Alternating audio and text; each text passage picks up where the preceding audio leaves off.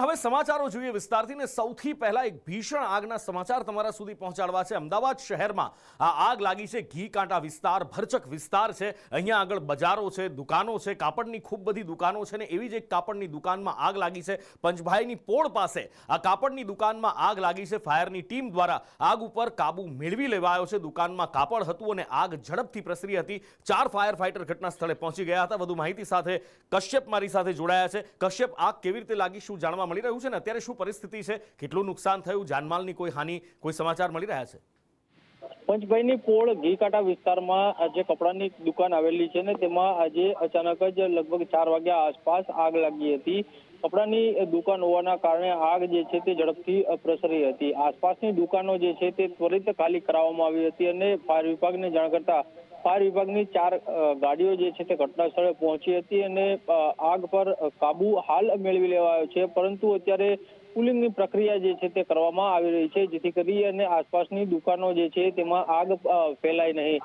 મહત્વનું છે કે ખૂબ ગીચ વિસ્તાર છે, ભરચક વિસ્તાર છે અને લોકોની અવર જવર પણ અહીં વધારે હોય છે। સાથે જ સાંકડા રસ્તા છે જેના કારણે ફાયર વિભાગ છે તેને આગ કાબુમાં મેળવવા માટે થઈને જહેમત વધારે ઉઠાવવી પડી હતી। કોંગ્રેસ દ્વારા જનાક્રોશ રેલી શરૂ કરવામાં આવી છે અને આ જનાક્રોશ રેલીનો વિરોધ થયો છે। પોલીસ પરિવાર અને કોંગ્રેસ કાર્યકર્તાઓ વચ્ચે હિંમતનગરમાં જ્યારે આ રેલીનો વિરોધ થયો ત્યારે ઝપાઝપી થઈ। રેલીમાં જિગ્નેશ મેવાણીના નામના હુરિયો બોલાવવામાં આવ્યો હતો। કોંગ્રેસની યાત્રામાં જિગ્નેશ મેવાણી, ગેનીબેન ઠાકોર ગેરહાજર રહ્યા હતા। હિંમતનગરમાં પોલીસ પરિવાર અને મહિલાઓ દ્વારા સૂત્રોચ્ચાર કરવામાં આવ્યા હતા। મહાવીરનગરમાં મહિલાઓએ આ જનાક્રોશ યાત્રા અટકાવી હતી। મહિલાઓ દ્વારા યાત્રા અટકાવી ચક્કાજામ કરવામાં આવ્યો હતો અને એ વખતે કોંગ્રેસના કાર્યકરો અને પોલીસ પરિવારની મહિલાઓ સાથે ઘર્ષણ થયું હતું। જે જિગ્નેશભાઈએ જે શબ્દો વાપર્યા એમને કીધું કે પોલીસના પટ્ટા ઉતારી દઈએ એ ખોટું છે। અમને એ વાતથી વિરોધ છે, અમે એના માટે અહીં આવ્યા છીએ। આજે અહીં રેલીમાં ઊભા હતા તો જે એમના કોંગ્રેસના કાર્યકર્તા એમને બી અમારી ઉપર ખુદ મારી ઉપર ધક્કામુક્કી કરી છે। એમને બધી લેડીઝોને અમારા બેનરો ફાડી દીધા, અમારી પર ધક્કામુક્કી કરી। એક બાજુ જિગ્નેશ મેવાણીનો રાજ્યવ્યાપી વિરોધ થઈ રહ્યો છે। પોલીસ પરિવાર અને એમના સમર્થકો ઠેર ઠેર રેલી કાઢી આવેદનપત્ર આપી જિગ્નેશ મેવાણીના રાજીનામાની માંગ કરી રહ્યા છે એમના વાણી વિલાસ બદલ। તો બીજી બાજુ કોંગ્રેસ દ્વારા આરોપ લગાવવામાં આવ્યા છે કે પોલીસ પરિવારની જે રેલી છે એ બુટલેગરને સમર્થનની રેલી છે। કોંગ્રેસ બધા જ ગામોમાં સર્વે કરાવશે બુટલેગરોનો અને આ સર્વે કરી ગૃહ વિભાગમાં લિસ્ટ આપશે એવો દાવો પણ કર્યો છે। અહીંના બુટલેગરો કે જેમને એક ભીડ ભેગી કરવા માટે કરીને જાણે એમને આમ બીડું ઝડપ્યું હોય અને એમને ગઈકાલે થરાદની અંદર મહિલાઓને આગળ કરી।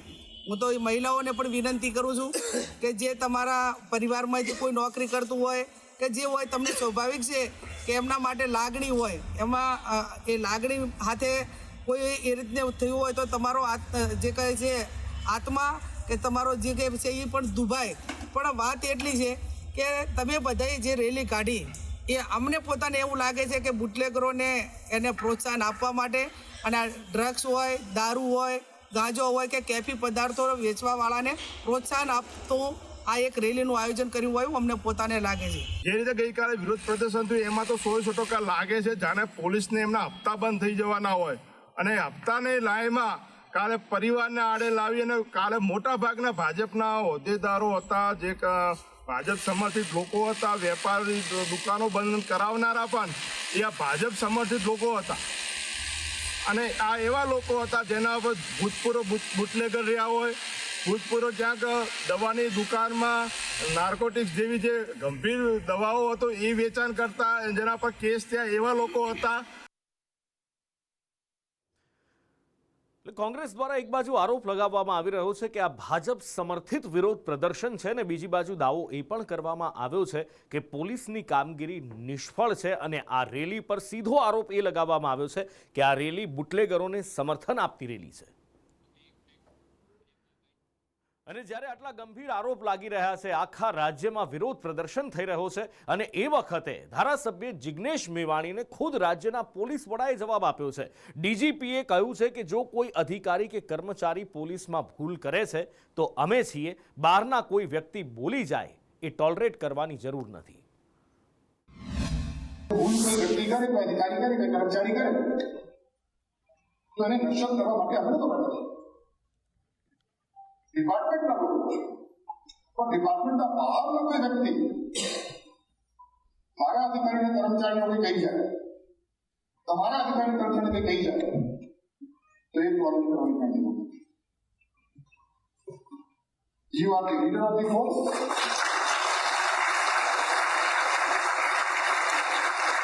And it is your responsibility. એ તમારી જવાબદારી પણ છે અને એ તમારી ડ્યુટી પણ છે. ટેકાના ભાવે અત્યારે ખરીદી ચાલી રહી છે. આ વખતે સરકાર દ્વારા એક સરાહનીય નિર્ણય એ લેવામાં આવ્યો છે કે મેસેજ આવ્યાના 15 દિવસ સુધી ખેડૂતો એની જણસ વેચવા જઈ શકશે, જે સમય મર્યાદા પહેલા 7 દિવસ હતી. અને અત્યાર સુધીમાં કેટલી ખરીદી થઈ એની માહિતી પ્રવક્તા મંત્રી જીતુ વાઘાણી આપી છે. અને એમનું કહેવું છે કે 1,22,000 ખેડૂતો પાસેથી ટેકાના ભાવે ખરીદી કરવામાં આવી છે. સાથે જ કૃષિ મંત્રીનું એ પણ કહેવું છે કે 2,76,000 મેટ્રિક ટનથી વધારે મગફળી અત્યાર સુધીમાં ખરીદી લેવામાં આવી છે. 100,84,00,000 રૂપિયા અત્યાર સુધીમાં ખેડૂતોને ચૂકવી દેવામાં આવ્યા છે. અને માવઠાની નુકસાની અંગે પણ એમણે કહ્યું કે 21,70,000 અરજીઓ અત્યાર સુધીમાં મળી છે. આજ દિન સુધી 1.22 લાખ ખેડૂતો પાસેથી કુલ 2,002.27 કરોડ મૂલ્યની 2,76,982 મેટ્રિક ટન જથ્થાની ખરીદી એ થઈ ચૂકી છે, જેમાં મગફળી, મગ, અડદ, સોયાબીનનો સમાવેશ થાય છે. 284 ખરીદ કેન્દ્રો ઉપર 24/11/25 સુધીમાં 1,18,638 લાભાર્થીઓ ખેડૂતો પાસેથી 1,975.61 કરોડ મૂલ્યની 2,72,009.92 મેટ્રિક ટન જથ્થાની ખરીદી એ થઈ ચૂકી છે. ખાસ કરીને જે પ્રકારે કમોસમી વરસાદ એ રાજ્યમાં આવ્યો એની પણ વિસ્તૃત માહિતી લઈ અધિકારીશ્રીઓને મુખ્યમંત્રીએ સૂચના આપી કે ઝડપથી એમના ફોર્મ પણ ભરાય અને ઝડપથી એના ખાતામાં પૈસા પણ મળી જાય. 14 નવેમ્બરથી 15 દિવસ માટે પોર્ટલ કાર્યરત થયું છે. છેલ્લા 10 દિવસમાં 21,70,885 અરજીઓ એ અમારા ડિપાર્ટમેન્ટને મળી ચૂકી છે. તબક્કાવાર કાર્યવાહી કરીને જિલ્લા કક્ષાએ 1,31,439 અરજીઓ મંજૂર કરીને ચૂકવણાઓ પણ કરવાનું હાથ પર ધર્યું છે. ગાંધીનગરમાં બિરસા મુંડા ભવનમાં આમ આદમી પાર્ટીએ વિરોધ પ્રદર્શન કર્યું અને એનું કારણ હતું શિષ્યવૃત્તિ. ચૈતર વસાવા અને વિદ્યાર્થીઓ પહોંચ્યા અને વિરોધ પ્રદર્શિત કર્યું. ચૈતર વસાવાનું કહેવું છે કે 1 વર્ષ કરતાં વધુ સમયથી શિષ્યવૃત્તિ અંગે રજૂઆત કરવામાં આવી છે, પણ રજૂઆત બાદ પણ કોઈ નિરાકરણ આવ્યું નથી. અમે બિરસા મુંડા ભવને રજૂઆત કરવા માટે આવ્યા. વિધાનસભાનો પણ ઘેરાવો વિદ્યાર્થીઓ સાથે મળીને અમે બધાએ કર્યો અને સાથે વિધાનસભાના ગૃહમાં પણ અમે રજૂઆત કરી. ત્યારે સરકાર પર દબાણ બન્યું અને સરકારે 24 જૂન 2025ના રોજ એ શિષ્યવૃત્તિ યોજના પુનઃ બહાલ કરી કે અમે ચાલુ કરીએ છીએ.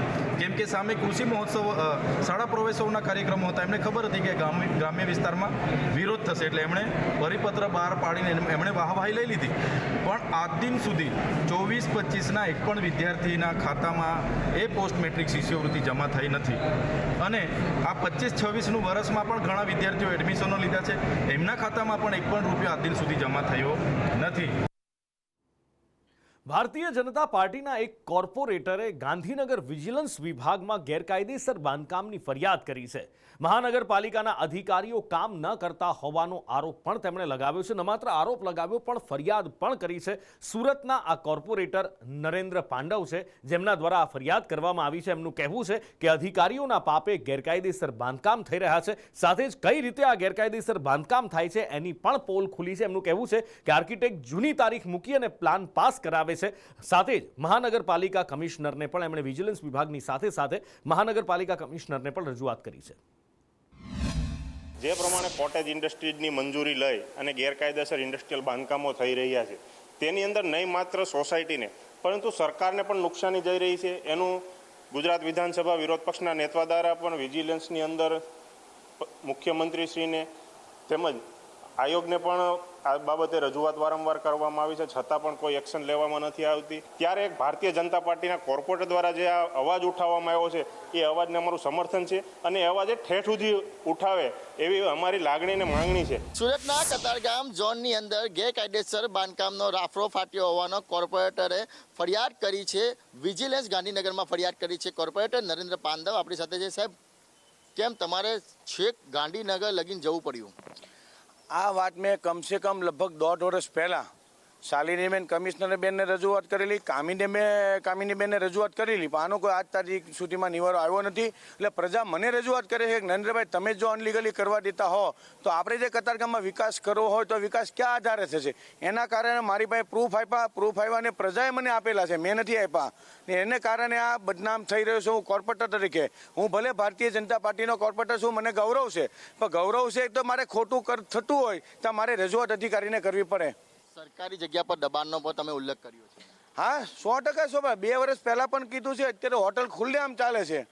વારંવાર રજૂઆત કરી છે, પણ રજૂઆતમાં પ્રશ્ન એક જ આવે છે કે ભાઈ નરેન્દ્રભાઈ પટેલને વાંધો છે. ભાઈ, મને કોઈ સાથે વાંધો નથી. પ્રજા મને રજૂઆત કરે છે કે નરેન્દ્રભાઈ, તમે આ કામ કેમ નથી કરતા? શું તમારા પેટમાં કંઈ આમાં દુખે છે કે તમે કંઈ લીધું છે? હવે સાહેબ, મેં લીધું જ ન હોય તો મારું નામ શું કામ બદનામ કરે છે? એટલે મારે ખુલાસો કરવો પડ્યો. બિલકુલ. તો સુરતના કતારગામ ઝોનના અધિકારી પર ગંભીર આક્ષેપ મૂકવામાં આવી રહ્યો છે કે ભ્રષ્ટાચાર કરીને તેઓ ગેરકાયદેસર બાંધકામ કરાવે છે. નાના માણસોનું બાંધકામ છે તે તોડાવી નાખવામાં આવે છે, પરંતુ ભ્રષ્ટાચારીઓના બાંધકામ કેમ નથી તોડાવવામાં આવતા તેને લઈને અનેક સવાલો ઉઠી રહ્યા છે. કેમેરા પર્સન અજીત પટેલ સાથે મનીષ પરમાર, સંદેશ ન્યૂઝ, સુરત. હજુ ગાંધીનગરમાં મહિલા ઘરઘાટીની ધરપકડ કરવામાં આવી છે. ઘરફોડ ચોરીના કિસ્સામાં આ ધરપકડ કરાઈ છે. 34,69,000ના મુદ્દામાલ સાથે એ ઘરઘાટીની ધરપકડ કરી લેવામાં આવી છે. મકાન માલિકના ઘરમાં એણે ચોરી કરી હતી. સોના ચાંદીના દાગીના એની પાસેથી જપ્ત કરાયા છે અને સાથે 94,500 રૂપિયાની રોકડ પણ પોલીસે પકડી છે.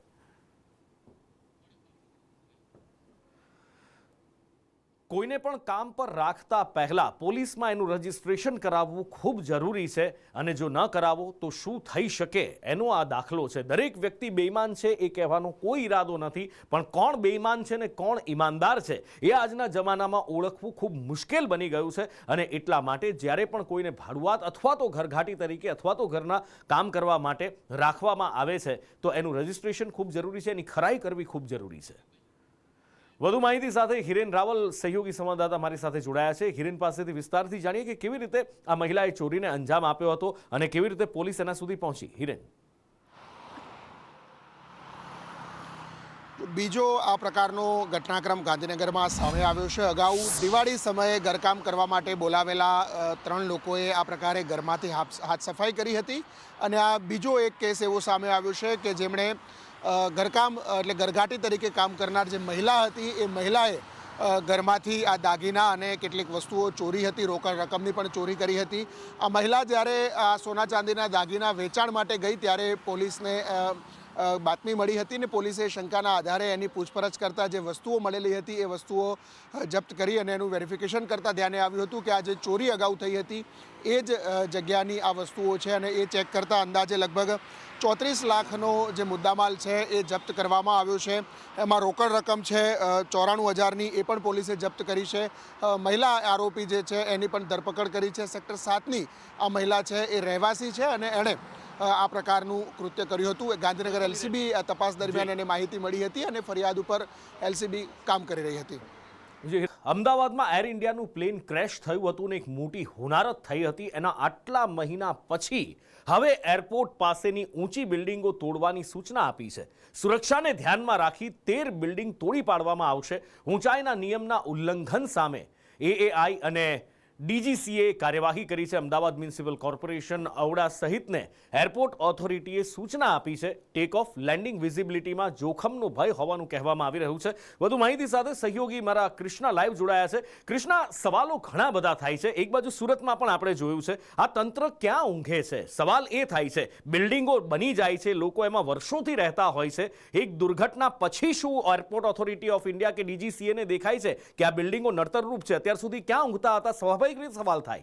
જી બિલકુલ નુપુર, મોડેથી થતી કામગીરીને લઈને એવું કહેવાય છે કે દેર આએ દુરસ્ત આએ, પરંતુ આ બિલકુલ એવું નથી, કારણ કે 240 લોકોએ પોતાના જીવ ગુમાવી દીધા હતા એ 12 જૂનની ઘટના કે જ્યારે અમદાવાદમાં એર ઇન્ડિયાનું પ્લેન ક્રેશ થયું હતું, અને ત્યારે પણ ઘણા બધા સવાલો ઉઠ્યા હતા. અને ત્યારબાદ આ મુદ્દો જગ્યો હતો કે એરપોર્ટની આસપાસ એવી બિલ્ડિંગો, એવી ઇમારતો કે જેણે એનઓસીનું પાલન નથી કર્યું, નિયમોનું પાલન નથી કર્યું, એવી બિલ્ડિંગ સામે કાર્યવાહી થવી જોઈએ. આપણે જોયું હતું કે હાઈકોર્ટમાં સુરતને લઈને પણ હાઈરાઇઝ બિલ્ડિંગને લઈને મુદ્દો પહોંચ્યો હતો, ત્યારે હાઈકોર્ટે સવાલ કર્યા હતા કે અત્યાર સુધી તંત્ર ક્યાં જાગતું હતું, ક્યાં સૂતું હતું. અને હવે અમદાવાદ એરપોર્ટની આસપાસની એવી 46 બિલ્ડિંગ છે કે જેનો સર્વે કરવામાં આવ્યો હતો, અને એમાંથી 13 એવી બિલ્ડિંગ છે કે જેને ઊંચાઈને લઈને નિયમોનું પાલન નહોતું કર્યું. એટલું જ નહીં, માત્ર ઊંચાઈ નહીં પરંતુ એરપોર્ટથી અંતરને લઈને જે નિયમ હોવું જોઈએ એનું પણ ઉલ્લંઘન થયું હતું. અને હવે આવી 13 બિલ્ડિંગને તોડી પાડવાના આદેશ આપવામાં આવ્યા છે ડીજીસી અને એરપોર્ટ ઓથોરિટી ઓફ ઇન્ડિયા દ્વારા, એટલે એએમસી અને ઓડા દ્વારા આ કામગીરી કરવામાં આવશે. આવી 13 બિલ્ડિંગો, 13 ઇમારતોને તોડી પાડવામાં આવશે. નુપુર, કૃષ્ણ, માહિતી બદલ આભાર. શિયાળો બરાબરનો જામ્યો છે ને અમદાવાદ શહેરમાં હવા ઝેરી બની રહી છે. અમદાવાદમાં એર ક્વોલિટી ઇન્ડેક્સ 200 ને પાર થઈ ગયો છે. મોટાભાગના વિસ્તારમાં AQI 200 ને પાર પહોંચ્યો છે. બોપલમાં 218, ગોટામાં 218, થલતેજમાં 215, સોનીની ચાલ 212, સેટેલાઇટમાં 205, ઉસ્માનપુરામાં 210, મણિનગરમાં 209, ગ્યાસપુરમાં 207 AQI નોંધાયો છે.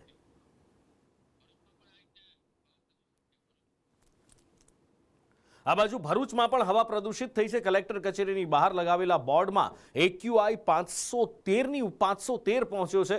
ઇન્ડસ્ટ્રીયલ ઝોનની આસપાસમાં ખાસ તો અહીંયા વધારે પ્રદૂષણ દેખાઈ રહ્યું છે. ડિસ્પ્લે બોર્ડ ખરાબ હોવાનો પાલિકાનો દાવો છે, તો AQI 513 નથી તો પછી કેટલો છે એનો ખુલાસો પણ કરવો જરૂરી છે. કારણ કે જો 513 AQI હોય તો એ હવામાં શ્વાસ લેવું એટલે મોતને આમંત્રણ આપવા જેવું છે. દિલ્હી કરતાં પણ ખતરનાક પરિસ્થિતિ થઈ આ તો. અમદાવાદની હવા ઝેરીલી બની રહી છે, કારણ કે એર ક્વોલિટી ઇન્ડેક્સના જે આંકડા આવી રહ્યા છે તે ખૂબ જ ચોંકાવનારા છે. હાલની પરિસ્થિતિમાં જે AQI સામે આવી રહ્યા છે તે અમદાવાદના મોટા ભાગના તમામ વિસ્તારોના 200 ને પાર છે, કે જેને સિવિયર કહેવામાં આવે છે. કે આ જે હવા હોય છે ખૂબ જ ઝેરીલી હોય છે. સેટેલાઇટમાં AQI 205 આવ્યો છે, જ્યારે ગોતામાં 218, બોપલમાં પણ 200 ને પાર AQI પહોંચી ગયો છે. ગ્યાસપુર, મણિનગરમાં પણ 200 ને પાર, ઉસ્માનપુરામાં AQI 210 સામે આવ્યો છે, જ્યારે થલતેજમાં 215 AQI સામે આવ્યો છે. જે રીતે હવામાં થતું પ્રદૂષણ છે, જે ધુવાડા જે ઉડી રહ્યા છે, જે ફેક્ટરીઓમાંથી જે ધુવાડા છે તે છોડવામાં આવતા હોય છે, ધૂળની રજકણો જે ઉડતી હોય છે, આ તમામને લઈને અત્યારે